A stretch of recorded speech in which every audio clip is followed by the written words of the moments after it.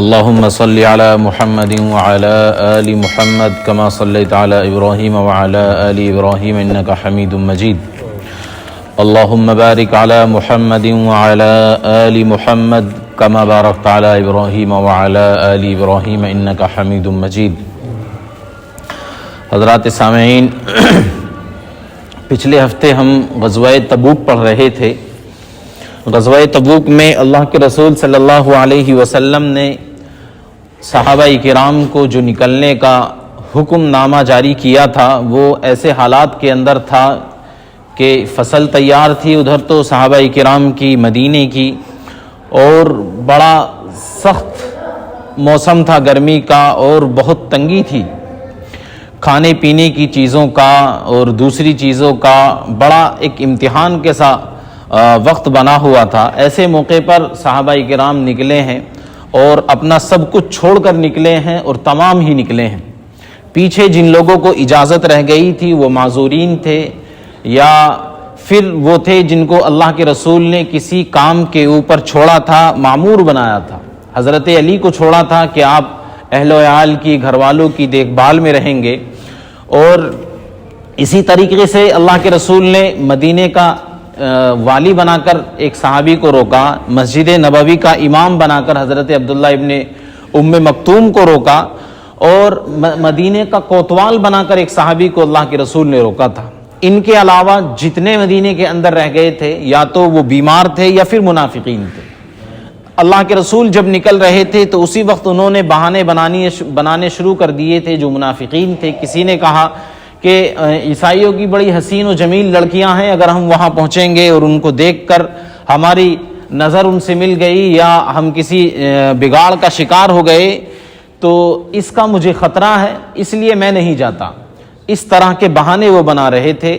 اللہ تبارک تعالیٰ نے کہا کہ جو لوگ اپنے ایمان کی اور اپنے بگڑنے کی اور اپنے راستے سے ہٹنے کی بات کر رہے ہیں وہ تو خود راستے سے ہٹ چکے ہیں اللہ کے رسول کی بات کو انکار کر کے.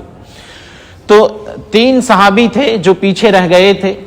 اللہ کے رسول صلی اللہ علیہ وسلم سے وہ ہر روز ملاقات کرنا چاہتے تھے، جانا چاہتے تھے، لیکن کچھ کام آ جاتا، کچھ عذر ایسا سامنے آ جاتا کہ آج نہیں کل نکل لوں گا. ابھی تو نکلے ہیں، ابھی تو 8 دن اللہ کے رسول کو ہوئے ہیں، ابھی راستے میں ہیں. ادھر اللہ کے رسول نے حضرت خالد ابن ولید اور دوسرے صحابہ کرام کو جو چھوٹی چھوٹی مہمیں دی تھیں ان سب سے فارغ ہو کر آپ 20 دن کا قیام کر کے اب غزوہ تبوک سے واپس آ رہے ہیں. واپسی پر مدینے سے کچھ باہر ہی تھے. اللہ کے رسول کو اللہ تبارک تعالیٰ نے پیغام دیا، والذین اتخذوا مسجدا ضرارا وکفرا وتفریقا بین المؤمنین وارصادا لمن حارب اللہ ورسولہ من قبل ولا یحلفن ان اردنا الا الحسنى واللہ یشہد انہم لکاذبون. کہ جن لوگوں نے مسجد ضرار بنائی ہے ان لوگوں کو آپ جا کر ان سے انتقام لیجیے اور مسجد ضرار کو آپ ختم کر دیجیے. مسجد ضرار اللہ کے رسول کے تبوک پر نکلنے سے پہلے منافقین نے بنائی تھی، اور ان کا مقصد صرف یہ تھا کہ ہم اس میں بیٹھ کر مشورہ کیا کریں گے، کس طرح سے اسلام کو نقصان پہنچانا ہے. اللہ کے رسول صلی اللہ علیہ وسلم کی جو مہمات چل رہی ہیں، جو غزوات پر آپ نکل رہے ہیں، ان کے خلاف کس طرح سے سازشیں کرنی ہیں. اس مقصد کے لیے منافقین نے اپنے بیٹھنے کے لیے، اپنے جمع ہونے کے لیے ایک ڈیرا بنا لیا تھا جس کو مسجد کا نام وہ دے رہے تھے. اللہ کے رسول کے پاس آئے، کہا اللہ کے رسول ہم نے بیماروں کے لیے اور معذورین کے لیے، کسی کو پیر میں تکلیف ہے، کسی کو کچھ اور ہے، کوئی اور کسی مرض کے اندر مبتلا ہے، ایسے لوگوں کے لیے ہم نے ایک مسجد بنائی ہے. مسجد نبوی دور پڑتی ہے، وہ لوگ وہیں پر نماز پڑھ لیا کریں گے. ہماری تمنا اور خواہش یہ ہے کہ آپ آ کر اس میں ایک وقت کی نماز ادا کر لیں. ہم چاہتے ہیں کہ آپ اس میں ایک وقت کی نماز ادا کر لیں. اللہ کے رسول نے کہا ابھی تو میں غزوے کے لیے نکل رہا ہوں، وہاں سے فراغت کے بعد واپسی پر دیکھیں گے کیا ہوتا ہے. جب اللہ کے رسول اب واپس آ رہے ہیں تو اللہ تبارک تعالیٰ کی طرف سے حکم آ گیا کہ اب آپ اس کو گرا دیجئے. اللہ کے رسول کو سب کچھ بتا دیا اللہ تبارک تعالیٰ نے کہ یہ لوگ جو انہوں نے مسجد بنائی ہے اور انہوں نے کس لیے اس مسجد کو کھڑا کیا ہے، کہ کیا ان کے پیچھے ان کے مقصد ہیں، تو کہ آپ اس میں بالکل نہ جائیے. لا تقم فیہ ابدا، آپ اس میں ہرگز کھڑے مت ہوئیے. لا تقم فیہ ابدا لمسجد اسس علی التقوی من اول یوم احق ان تقوم فیہ. اللہ تبارک تعالیٰ کہہ رہے ہیں کہ آپ اس میں ہرگز مت کھڑے ہوئیے، بلکہ اس مسجد میں جا کر نماز پڑھیے، اس میں کھڑے ہوئیے جس کی بنیاد ہی تقوی کے اوپر ہے۔ اللہ کے رسول جب ہجرت کر آ رہے تھے تو آپ نے قباء میں مسجد تعمیر کی تھی، اس کو مسجد تقوی اس کے آیت کے اندر بیان کیا جا رہا ہے۔ تو اللہ کے رسول نے صحابہ کرام کو حکم دیا اور اس مسجد کو گرا دیا گیا، جس کو مسجد کا نام دے رہے تھے، اس گھر کو، اس معبد خانے کو کہہ سکتے ہیں، اس کو صحابہ کرام نے گرا دیا۔ اور پھر جو اللہ کے رسول آگے بڑھے ہیں، پھر وہ 3 صحابی جو پیچھے رہ گئے تھے، حضرت کعب ابن مالک، ہلال ابن امیہ اور مرارہ بن ربی، یہ 3 صحابی تھے جو پیچھے رہ گئے تھے۔ حضرت کعب کی ایک بہت لمبی چوڑی حدیث ہے۔ حضرت کعب کہتے ہیں کہ میں مدینے میں دیکھتا کہ یا تو مدینے کے اندر بیمار لوگ ہیں، یا پھر 2-4 صحابی وہ ہیں جن کو اللہ کے رسول نے ڈیوٹی پر چھوڑا ہے، یا باقی سب کے سب منافقین ہیں اور کوئی مدینے کے اندر نظر نہیں آتا۔ مومنین جتنے تھے وہ سب غزوہ تبوک کے لیے نکل چکے تھے۔ اب مجھے بڑی شرم آتی ہے ہر دن، یار تیرا کن لوگوں کے اندر شمار ہو رہا ہے، کن لوگوں کے بیچ تو رکا ہوا ہے، ان لوگوں کو تو اجازت ہے، اللہ کے رسول چھوڑ کر گئے ہیں، تجھے تو ہر حال میں نکلنا چاہیے۔ میں ہر کوشش کرتا نکلنے کی، لیکن پھر کچھ کام آ جاتا، کوئی عذر آ جاتا، اور اسی بیچ یہی چلتا رہا کہ کبھی کام آ جاتا، کبھی میرا ارادہ بنتا۔ 20 دن گزر گئے اور اللہ کے رسول واپس آ گئے۔ اب لوگ اللہ کے رسول کے پاس، منافقین اور دوسرے لوگ جا کر حاضر ہو رہے ہیں، اپنے بہانے اللہ کے رسول کے سامنے بیان کر رہے ہیں، اللہ کے رسول مجھے فلاں عذر تھا میں اس لیے حاضر نہ ہو سکا، دوسرا آتا میں مجھے فلاں عذر تھا میں اس لیے حاضر نہ ہو سکا۔ اب حضرت کعب نے کہا کہ ایک تو میں غلطی کر چکا ہوں، غزوہ تبوک پر جب اللہ کے رسول نے کہا کہ ہر حال میں نکلنا ہے، میں نہیں نکل پایا۔ اب اگر میں نے جا کر عذر کیا اور میں نے کہا اللہ کے رسول فلاں فلاں پریشانیاں تھیں، یہ تھا وہ تھا، تو یہ میرا ڈبل نقصان ہوگا اور ڈبل جھوٹ ہوگا۔ میں ایک بار تو خطا کر چکا ہوں، دوسری بار غلطی نہیں کر سکتا۔ اللہ کے رسول کے پاس پہنچے، اللہ کے رسول سے کہا اللہ کے رسول آپ میرے بارے میں کوئی فیصلہ کرنے سے پہلے میری بات سن لیجئے، آپ مجھ سے ناراض ہیں، مجھ سے غلطی ہوئی ہے اور میں غلطی کر بیٹھا ہوں، لیکن میرے دل میں یہ چیزیں چل رہی تھی، میں نکلنا چاہتا تھا لیکن اپنے کسی عذر کی وجہ سے نہیں نکل پاتا تھا۔ اب اللہ کے رسول نے صحابہ کرام سے کہا کہ بھئی ان کو جو ہے کچھ دن کے لیے چھوڑ دو، اور ان صحابی سے بھی، حضرت کعب ابن مالک سے بھی کہا کہ میں تمہارے بارے میں کوئی فیصلہ نہیں کرتا، اگر تم سچ کہہ رہے ہو، تم اپنی بات میں سچے ہو، تو اللہ تبارک تعالیٰ کی طرف سے تمہاری توبہ نازل ہوگی، اور تمہارے متعلق جو اللہ تبارک تعالیٰ کی طرف سے حکم آئے گا اب اس پر عمل کیا جائے گا، اب تم جا سکتے ہو اور میں تمہیں کچھ نہیں کہتا۔ اب یہ صحابی اٹھے، وہاں سے نکل کر آئے، دوسرے ہلال ابن امیہ، مرارہ ابن ربی، ان کا بھی یہی حال تھا، ان سے بھی اسی طرح کہہ دیا گیا۔ ابھی کچھ ہی ٹائم گزرا تھا کہ اللہ کے رسول نے کہا صحابہ کرام سے کہ ان تینوں لوگوں سے کوئی کلام نہیں کرے گا، کوئی بات چیت ان سے نہیں کر سکتا۔ اور جب صحابہ کرام کو، مسلمانوں کو، مومنین کو یہ حکم ہوا کہ اللہ کے رسول نے کہا ہے کہ تین لوگوں سے کوئی نہیں بات کرے گا، ان لوگوں سے کوئی کلام نہیں کرے گا، تو حضرت کعب کہتے ہیں کہ میں اس قدر میرے اوپر زمین تنگ ہو گئی کہ میرے بیوی بچے، میرے گھر والے تک مجھ سے بات نہیں کرتے تھے۔ میں بازار میں نکلتا تاکہ لوگوں سے ملاقات ہو، میں سلام کروں، کم سے کم میرے سلام کا ہی وہ جواب دے دیں، مجھ سے بات نہیں کرتے، کوئی میرے سلام کا جواب دینے تک کے لیے تیار نہیں تھا۔ اب دنیا، یہ زمین اپنی وسعتوں کے باوجود میرے اوپر تنگ ہو چکی، اور مجھے چیخنے کا من کرتا تھا، شور مچانے کا من کرتا تھا، اور چلانے کا میرا من کرتا تھا۔ اب میں دیوانوں کی طرح، مستانوں کی طرح جنگلوں میں نکل گیا، اور میں جنگلوں میں چیختا پھرتا تھا، میں اللہ کو پکارتا پھرتا تھا جنگلوں کے اندر، ویرانوں میں مستانوں کی طرح۔ 50 دن ان تینوں کے اس طرح کے حالات گزرے کہ ان سے کوئی کلام نہیں کر رہا، اور یہ اپنے وقت کو ادھر ادھر گزار رہے ہیں۔ حضرت کعب کہتے ہیں کہ میں جنگلوں میں، ویرانوں میں دیوانوں کی طرح، مستانوں کی طرح پھر رہا ہوں۔ 50 دن کے بعد وعلى الثلاثة الذين خلفوا حتى اذا ضاقت عليهم الارض بما رحبت وضاقت عليهم انفسهم وظنوا ان لا ملجأ من الله الا اليه ثم تاب عليهم ليتوبوا ان اللہ هو التواب الرحیم۔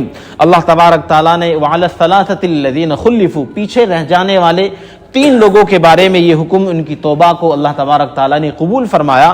اور اللہ کے رسول پر جب یہ آیتیں نازل ہوئیں تو صحابہ کرام ان کے تلاش میں دوڑے، اور ان کو تلاش کرتے ہوئے پہنچے، اور ان کو جا کر خوشخبری دی کہ اللہ کی طرف سے تمہارا توبہ کا پروانہ نازل ہو چکا ہے، تمہاری توبہ قبول ہو چکی ہے۔ حضرت کعب کہتے تھے کہ بہت دنوں سے میں جنگلوں کے اندر تھا، میرے پاس کچھ تھا تو نہیں، میرے جسم کے اوپر ایک کرتا تھا، میں نے اس کرتے کو نکالا اور جو میرے پاس خوشخبری لے کر آئے تھے کہ تمہاری توبہ اللہ کے یہاں قبول ہو گئی ہے، میں نے وہ کرتا نکال کر محبت میں اور خوشی میں ان کو دے دیا کہ کچھ نہیں ہے، کم سے کم میں ان کو خوشی میں ہدیے کے طور پر یہی پیش کر دوں۔ اب میں آیا اللہ کے رسول کے پاس، اللہ کے رسول سے ملاقات کے لیے جب میں چل رہا تھا تو اللہ کے رسول کے ارد گرد صحابہ کرام تھے، تو حضرت طلحہ کھڑے ہوئے، عشرہ مبشرہ میں سے ہیں، بڑے صحابی میں سے ہیں، اور مجھے اتنے گرم جوشی کے ساتھ انہوں نے معانقہ کیا، ملاقات کی اور مجھ سے لپٹ گئے، اور میں زندگی بھر ان کا احسان نہیں بھولوں گا کہ جب مجھ پر سب لوگ مجھ سے منہ موڑ رہے تھے اور ایسے وقت میں جب مجھے خوشخبری ملی تو ایسا انہوں نے ویلکم کیا کہ سب لوگ مجھ سے پھر آ کر ملنے لگے، چمٹنے لگے۔ اللہ کے رسول کے پاس میں پہنچا، اللہ کے رسول سے ملاقات ہوئی، میں نے دیکھا کہ اللہ کے رسول کا چہرہ میرے توبہ کے نازل ہونے کے بعد اس طرح سے کھلا ہوا ہے جس طرح 14ویں رات کا چاند چمک رہا ہوتا ہے۔ اللہ کے رسول اتنے خوش تھے اور کہا، اے کعب، جس دن سے تیری ماں نے تجھے جنا ہے آج تک اس سے زیادہ خوشیوں بھرا دن تیری زندگی میں نہیں آیا ہے۔ میں بہت خوش ہوا، میں نے کہا اللہ کے رسول میں تو سب سے زیادہ اپنی خوشی والا دن اس کو مانتا تھا جس دن میں اسلام قبول کیا تھا، لیکن میری زندگی میں یہ اس سے بھی بڑا دن ہے اور بڑا مبارک ہے۔ آج میں اپنے اوپر فخر کرتا ہوں اور میں قیامت تک اس پر فخر کرتا رہوں گا۔ تو ان لوگوں کی یہ اللہ تبارک تعالیٰ کے یہاں سے توبہ قبول ہو گئی۔ وہ لوگ تھے جو اپنے کسی کام کی وجہ سے، اپنے کسی عذر کی وجہ سے غزوہ تبوک میں عام اعلان کے باوجود حاضر نہ ہو سکے تھے۔ اب غزوہ 9 ہجری چل رہا ہے۔ 9 ہجری میں ایک اہم واقعہ یہ ہوا ہے کہ حضرت ابو بکر صدیق رضی اللہ تعالیٰ عنہ کی عمارت میں آپ کو امیر بنا کر اللہ کے رسول صلی اللہ علیہ وسلم نے آپ کو حج ادا کرنے کے لیے بھیجا۔ 300 صحابہ کرام حضرت ابو بکر صدیق کے ساتھ نکلے اور 20 اونٹ آپ نے لیے حضرت ابو بکر نے قربانی کے لیے۔ آپ مدینے سے باہر آئے، کچھ دور پہنچے، پیچھے سے اللہ کے رسول نے حضرت علی کو بھیجا۔ آپ کے نکلنے کے بعد حضرت ابو بکر جب مدینے سے نکلے ہیں حج کے لیے تو اس کے بعد سورہ توبہ نازل ہوئی، براءۃ من اللہ ورسولہ الی الذین عاہدتم من المشرکین۔ تو اس کے اندر کچھ احکام اللہ تبارک تعالیٰ نے نازل کیے تھے، حضرت علی کو وہ بتایا کہ اللہ تبارک تعالیٰ مشرکین سے بری ہے۔ تو ان سب چیزوں کو لے کر حضرت علی کو اللہ کے رسول نے بھیجا کہ اب پیچھے سے تم جاؤ، حضرت ابو بکر گئے ہیں اور تمہیں ان سب چیزوں کے حج کے موقع پر اعلان کرنے ہیں۔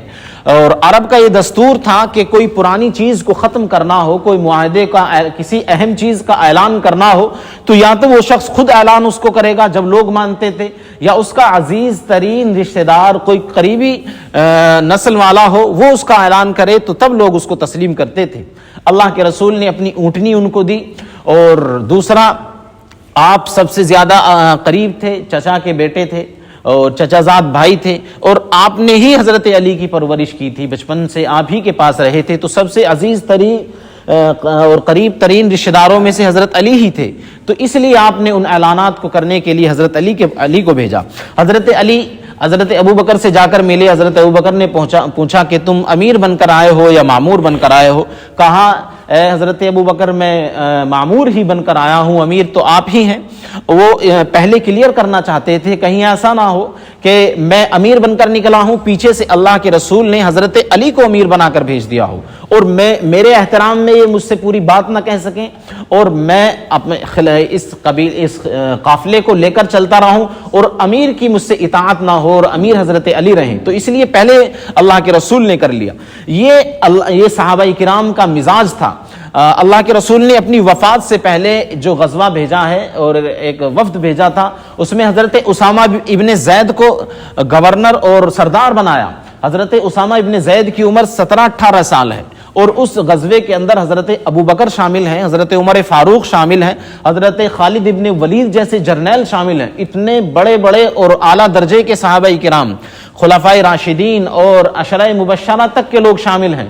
اس میں 17 سال کے لڑکے کو اللہ کے رسول نے جنرل اور کمانڈر بنا دیا۔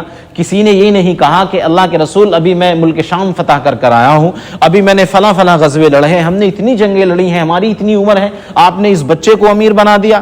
نہیں، جس کو اللہ کے رسول نے متعین کر دیا اب وہ ہمارا امیر ہے، چھوٹا ہو یا بڑا۔ تو حضرت اسامہ کو بڑے بڑے صحابہ نے امیر مانا، اور ان کی عمارت میں وہ قافلہ ابھی مدینے سے باہر ہی تھا، اس کا ذکر انشاءاللہ اگلے جمعے اس جملے آئے گا۔ تو یہ مزاج تھا صحابہ کرام۔ تو اسی چیز کو سامنے رکھتے ہوئے حضرت ابو بکر نے بھی حضرت علی سے پوچھ لیا کہ کیا معاملہ ہے، تو کہا کہ مجھے اس طرح سے اللہ کے رسول نے اعلان کرنے کے لیے بھیجا ہے۔ اب یہ قافلہ مکے پہنچا اور اپنے حج کے ارکان انہوں نے ادا کرنے شروع کر دیے، اور اس لیے کہ حج کے احکامات اب نازل ہو چکے تھے۔ اب تک جو عمرے اور حج لوگ ادا کر رہے تھے وہ جاہلانہ طور پر، اور جو جہالت کی رسمیں تھیں ان کے اوپر جو سینکڑوں سال سے چلا ہوا آ رہا تھا ان کا طریقہ، اسی طریقے پر وہ لوگ عمرہ اور حج کر رہے تھے۔ اب حضرت ابو بکر کھڑے ہوتے اور تقریر کرتے اور لوگوں کو حج کے احکام اور مناسک سمجھاتے کہ اس طرح سے تمہیں نہیں کرنا ہے، حج کے احکام یہ ہیں، یہ طریقہ ہے، اس طرح سے تمہیں عبادت کرنی ہے۔ پھر حضرت علی کھڑے ہوتے اور اعلان کرتے، جو اللہ کے رسول نے اعلان ان کو لے کر بھیجا تھا کہ تمہیں یہ اعلان جا کر کرنے ہیں۔ حضرت علی پہلا اعلان یہ کیا کرتے تھے کہ مومن کے سوا کوئی جنت میں نہیں داخل ہوگا، صرف مومن ہی جنت کے اندر جائے گا، مومن کے علاوہ کوئی جنت میں نہیں جائے گا۔ اور حضرت علی دوسرا اعلان کیا کرتے تھے کہ آج کے بعد کوئی ننگا طواف نہیں کرے گا۔ اس زمانے میں سب لوگ جو طواف کرنے کے لیے آتے تھے کپڑے اپنے اتار کر رکھتے تھے اور ننگے طواف کیا کرتے تھے۔ حالانکہ جب اسلام آیا تو صحابہ کرام اور جو مسلمان، حج تو اب فرض ہو رہا ہے لیکن اس سے پہلے خانہ کعبہ کے زیارت کے لیے، نماز کے لیے صحابہ کرام آتے تھے، لیکن کبھی کسی صحابی نے ننگے ہو کر یا اس طرح سے جاہلانہ رسموں کے طور پر انہوں نے عمرے کو ادا نہیں کیا تھا۔ لیکن جو دوسرے لوگ آتے تھے وہ سب لوگ ننگے طواف کیا کرتے تھے۔ تو حضرت علی دوسرا اعلان کرتے کہ آج کے بعد کوئی ننگا ہو کر طواف نہیں کرے گا۔ تیسرا اعلان آپ کا یہ ہوا کرتا تھا کہ آج سے مشرکین سے جتنے معاہدے اللہ کے رسول نے کیے ہیں وہ تمام ختم ہوتے ہیں۔ 4 مہینے کی مہلت ہے، 4 مہینے کے بعد کوئی معاہدہ رینیو نہیں کیا جائے گا، اس کو کنٹینیو نہیں رکھا جائے گا، تمام معاہدے ختم ہیں، اور اس کے بعد مشرکین سے کوئی معاہدہ نہیں ہوگا۔ اگر مقابلے کی بات ہے تو 1 to 1 مقابلہ ہوگا، معاہدہ مشرکین سے کوئی ہو ہی نہیں سکتا 4 مہینے کے بعد۔ پھر چوتھا اعلان آپ یہ کیا کرتے تھے کہ کوئی مشرک حج نہیں کرے گا۔ اب تک جتنے لوگ ہیں مشرکین بھی حج کر رہے ہیں، کچھ لوگ ننگے آ کر طواف کر رہے ہیں، تو نہ کوئی مشرک حج کرے گا۔ تو قیامت تک کے لیے اعلان کر دیا گیا کہ مشرکین کا داخلہ حرم کے اندر ممنوع ہے، نہ وہ حج کے لیے آ سکتے ہیں، نہ حرم میں داخل ہو سکتے ہیں، اور نہ کوئی ننگا طواف کر سکتا ہے۔ یہ سب چیزیں سمجھا کر اور ساری چیزیں حج کے ارکان بتا کر اب یہ قافلہ اپنے حج ادا کر کر قربانی کر کر واپس پہنچتا ہے۔ اس سال کے اندر اللہ کے رسول تو حج کے لیے نہیں آئے، اس لیے کہ اگلے سال اللہ کے رسول کو سن 10 ہجری کے اندر حج کرنا ہے۔ اللہ کے رسول کی وجہ سیرت نگاروں نے لکھی ہے کہ ابھی لوگ کوئی ننگا طواف کر رہا ہے، کوئی اپنے جاہلانہ رسومات کے طور پر اپنے چیزوں کو فالو کر رہا ہے، حرم کے اندر وہی چیزیں اپنا رہا ہے۔ اب اللہ کے رسول نے مکمل طور پر اعلان کر دیا کہ مشرک داخل نہیں ہو سکتا، کوئی ننگا طواف نہیں کر سکتا، کوئی مشرک حج کے لیے نہیں آ سکتا، اور حج کے یہ ارکان ہیں اور یہ مناسک ہیں۔ تو اب مکمل طور پر ہر چیز کا بائیکاٹ ہو گیا، اور ہر چیز اب اسلام کی طریقے پر ہوگی۔ اگلے سال جب حج ہوگا تو اللہ کے رسول ایک ایسے ماحول کے اندر اور ایک ایسے مزاج کے اندر پہنچیں گے کہ جب مشرکین کا حرم سے صفایا ہو چکا ہوگا۔ تو اس لیے اللہ کے رسول سن 9 ہجری میں عمرے کے حج کے لیے نہیں حاضر ہوئے، 10 ہجری میں اللہ کے رسول حج کے لیے آئے ہیں۔ اور اس سال وفد بہت آ رہے تھے اللہ کے رسول کے پاس، بہت سے وفود آئے ہیں، تمام کے تمام وفود نے اللہ کے رسول کے ہاتھ پر اسلام قبول کر لیا۔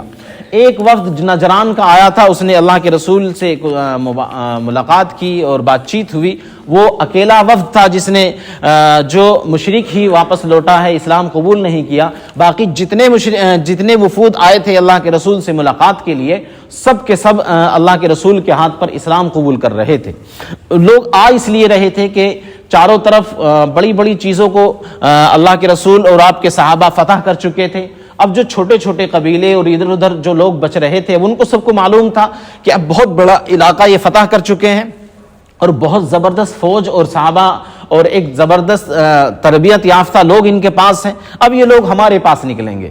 اب جان بچانے کا یہی ایک طریقہ ہے کہ تم پہلے جا کر ان کے پاس حاضر ہو جاؤ اور ان کی بات کو سنو، آخر وہ کیا کہہ رہے ہیں۔ اگر ان کی بات صحیح ہے تو تسلیم کر لو، اور اگر تمہیں صحیح نہیں لگتا تو امان لے لو اور انہیں ٹیکس دے کر اب باقی زندگی گزارنا. تو اس لیے سب لوگ حاضر ہو رہے تھے کہ اگر ہم نہیں نکلے تو وہ لوگ آئیں گے اور ہمیں قتل کر دیں گے. قتل سے اور غلامی سے بچنے کے لیے بہتر ہے کہ ہم لوگ جا کر حاضر ہوں.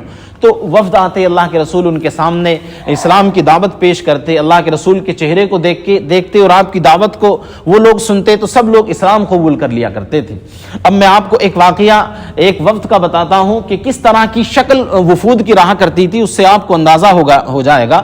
اور کیا انداز جو وفود ہی آ رہے تھے, 100 لوگ آ رہے ہیں کسی وفد کے اندر, کسی کے اندر 200 لوگ ہیں, کسی کے اندر اپنی قوم کے 20 یا 30 بڑے بڑے سردار ہیں اور پوری قوم کی وہ نمائندگی کرنے کے لیے حاضر ہو رہے ہیں.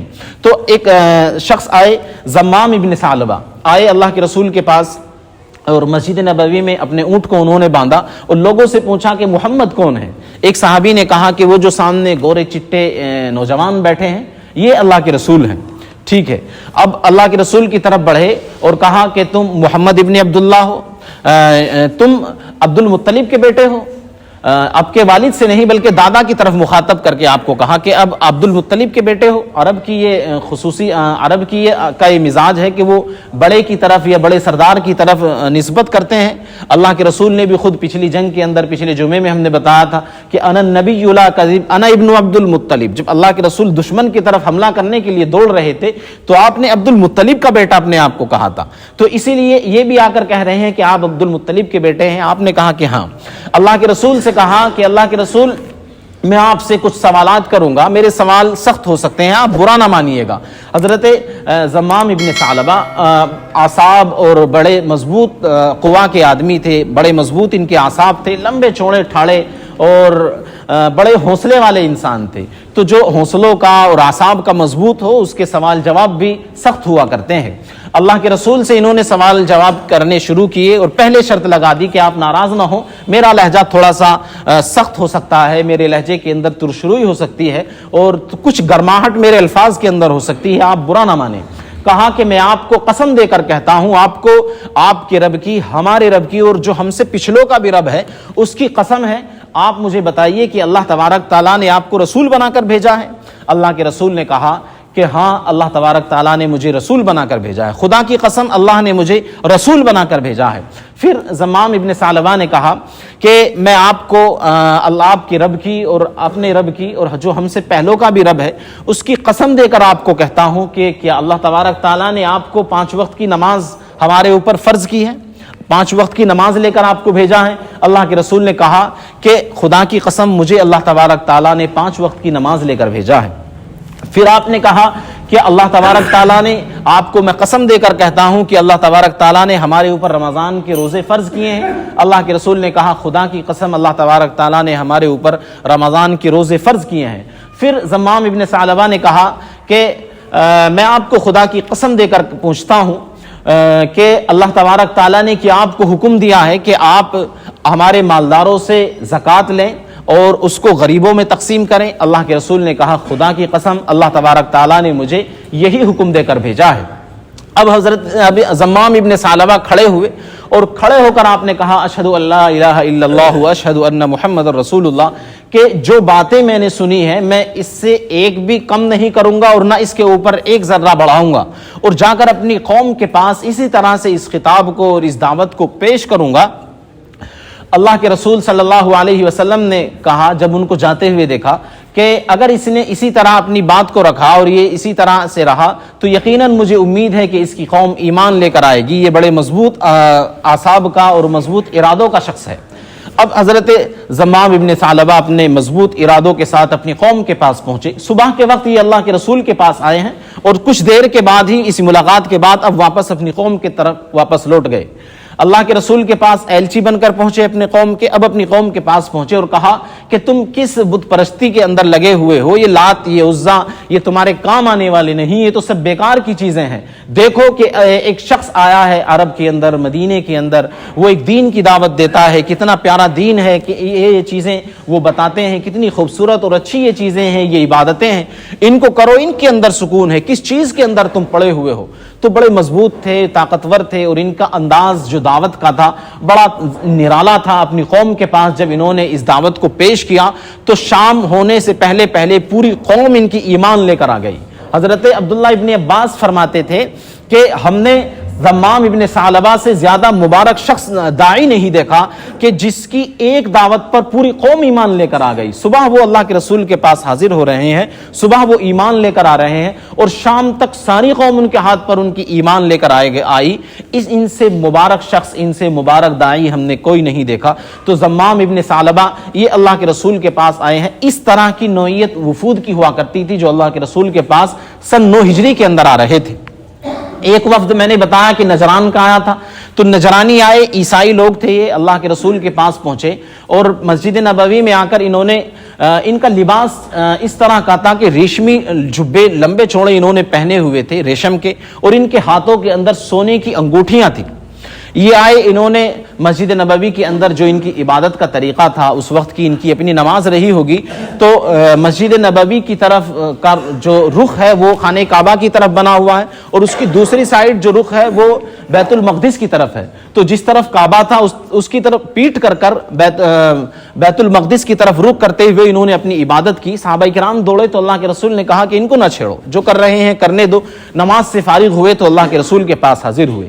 اللہ کے رسول نے جب ان کے لباس کو دیکھا تو آپ نے اپنا چہرہ پھیر لیا. حضرت عثمان غنی نے کہا کہ تمہارے لباس کو دیکھ کر اور تمہارے انداز اور تمہارے ہاؤ بہاؤ کے دیکھ کر اللہ کے رسول ناراض ہوئے ہیں, اور اللہ کے رسول اس طرح کی پوشاک کو, اس طرح کے ہاؤ بہاؤ اور اس طرح کے چہروں کو پسند نہیں کرتے.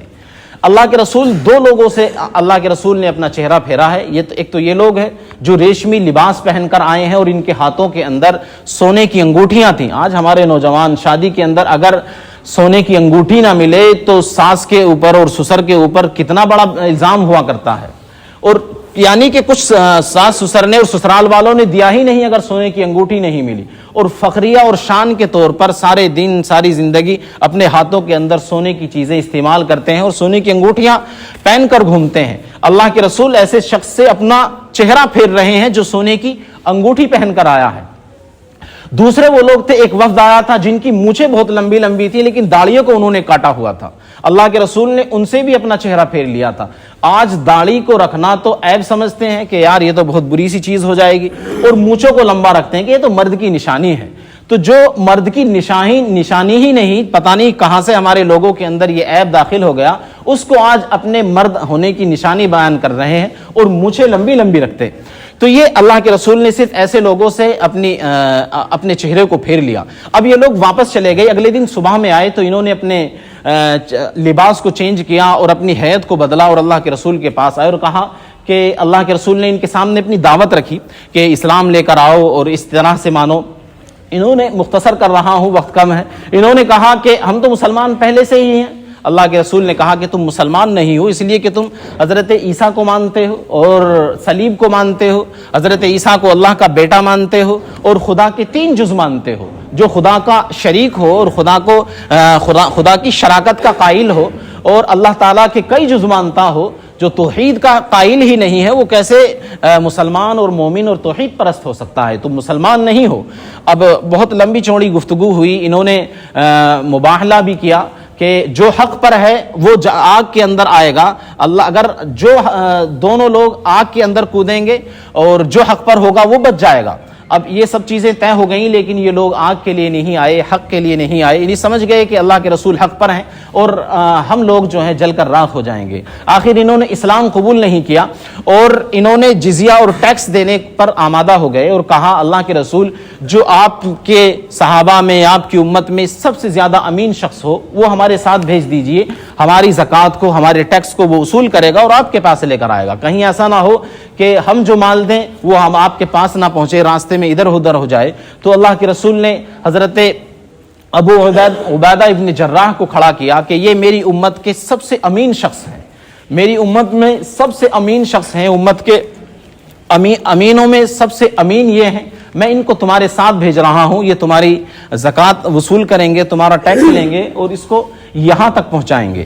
تو یہ سن 9 ہجری کے واقعات ہیں۔ اللہ کے رسول صلی اللہ علیہ وسلم کے پاس یہ وفود آئے اور حضرت ابو بکر صدیق رضی اللہ تعالیٰ عنہ نے حج ادا کیا ہے اسی سن کے اندر، اور اب اگلا سال سن 10 ہجری کا ہے، اور پھر اس کے بعد 11 ہجری ہے۔ 11 ہجری کے محرم صفر ربیع الاول کی 12ویں تاریخ کو آپ کا انتقال ہو گیا ہے، تو صرف ایک سوا سال بچتا ہے۔ اس کے بعد کوئی غزوہ نہیں، کوئی جنگ نہیں، صرف اللہ کے رسول مدینے ہی کے اندر رہے ہیں، اور آپ کی جو مرض الوفات ہے وہ بھی کچھ ٹائم تک چلا ہے۔ تو اس کے بعد انشاءاللہ 1-2 جمعے میں یہ سیرت کا عنوان ختم ہو رہا ہے۔ ہمارے نوجوان جو وقت پر جمعے کے لیے حاضر ہو رہے ہیں کہ صرف عربی خطبہ شروع ہونے والا ہوگا، 25 پر خطبہ ہوتا ہے، چلیے چلتے ہیں۔ اب آپ اللہ کے رسول کو کیا منہ جا کر دکھاؤ گے کہ سیرت کا تذکرہ چل رہا تھا، سیرت کا عنوان آ رہا تھا، کتنے نوجوان تھے جو شروع میں آ کر بیٹھتے تھے۔ جب عنوان شروع ہوتا ہے تو 2 صف ہوتی ہیں، باقی کو کوئی پرواہ ہی نہیں۔ آپ اللہ کے رسول سے محبت کا دعویٰ کر رہے ہیں، لیکن اللہ کے رسول کی سیرت کو سننے کے لیے تیار نہیں، نہ پڑھنے کے لیے تیار ہیں۔ ہمیں اپنی زندگی کے اندر کیا کرنا ہے، مشکلات ہمارے اوپر آ رہی ہیں تو ہمیں سیرت ہی سے تو سبق ملے گا۔ سیرت کو ہم سننے کے لیے تیار نہیں، پڑھنے کے لیے تیار نہیں، بتاؤ تو اللہ کے رسول کے سامنے پھر کیا منہ دکھائیں گے؟ جو نبی اپنی امت کے لیے دن رات تڑپتا رہا، دن رات دعائیں کی ہیں، ان 2 جمعوں کے اندر انشاءاللہ ہم اس عنوان کو ختم کرنے کی کوشش کریں گے۔ آخری وقت تک اللہ کے رسول امت کے لیے تڑپتے رہے ہیں اور امت کو حسرت بھری نگاہ سے دیکھتے رہے ہیں، تو وہ لوگ جن کو اللہ کے رسول نے کہا اپنے صحابہ کرام سے جو میرے بعد آنے والے ہیں ان کو میرا سلام پہنچا دینا، جن کو اللہ کے رسول اپنا سلام بھیج رہے ہیں، آج ان کی حالت یہ ہے کہ وہ سیرت کے تذکرے میں بیٹھنے کے لیے تیار نہیں۔ میرے لیے، آپ کے لیے اللہ کے رسول نے سلام بھیجا ہے، آج تک یہی پتا نہیں کہ اللہ کے رسول نے، ہم اللہ کے رسول کے امتی ہیں، جس نبی کی امت کے اندر ہم آئے ہیں، پیدا ہوئے ہیں، اس نبی نے ہمیں بھی سلام بھیجا تھا، آج تک پتا ہی نہیں۔ پتا چلے گا کیسے کہ نبی نے ہمیں سلام بھیجا تھا؟ کبھی کسی نے جانکاری لینے کی کوشش کی، معلوم کیا کہ اللہ کے رسول نے ہمیں بھی سلام بھیجا ہے، کہ اس کا سلام کا جواب کس طرح دینا ہے، اس کا کیا حق ادا کرنا ہے؟ جو نبی آنے والی 1400 سال بعد جو نوجوان پیدا ہونے والا ہے اس کی فکر ابھی کر رہا ہے، تو اس نوجوان کی فکر 1400 سال پہلے نبی کر رہا ہے، اور اس نوجوان کو اتنی فکر تک نہیں کہ نبی کی زندگی کو پڑھنا تو دور کی بات، کم سے کم آ کر سن ہی لے۔ نوجوانوں، غور و فکر کرنے کی ضرورت ہے، اپنی زندگیوں کو بدلو۔ سیرت کے عنوان یہ اس طرح کا ہے کہ زندگیاں اس سے پلٹتی ہیں، تو وقت پر حاضر ہوئیے۔ انشاءاللہ اگلے جمعے ہم 10 ہجری کو رکھیں گے، اللہ کے رسول کا اس میں حج ہے، اور پھر مرض الوفات کے اندر کیا واقعات ہوئے، اللہ کے رسول کی اس دنیا سے رخصتی، اللہ تبارک تعالی عمل کی توفیق مرحمت فرمائے۔